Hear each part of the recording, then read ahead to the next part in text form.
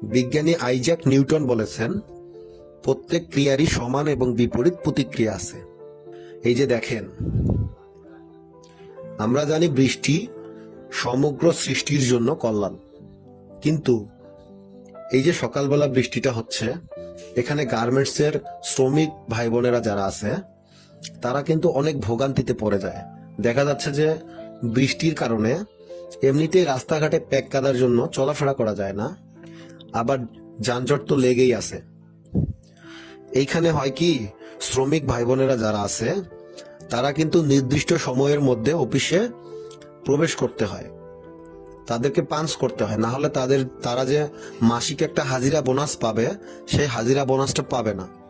আবার তাদের উপরস্থ যে বস এবং স্যার আছে, লেট করার কারণে তারা কিন্তু তাদের সাথে রাগারাগি করবে।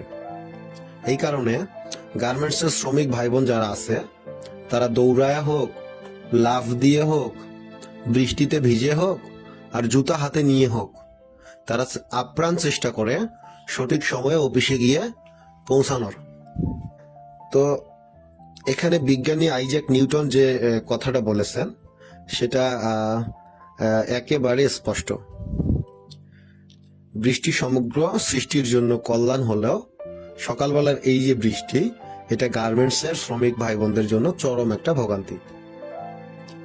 তো ভালো থাকুক গার্মেন্টসের সকল শ্রমিক ভাই বোনেরা, আপনারাও ভালো থাকবেন। আসসালামু আলাইকুম।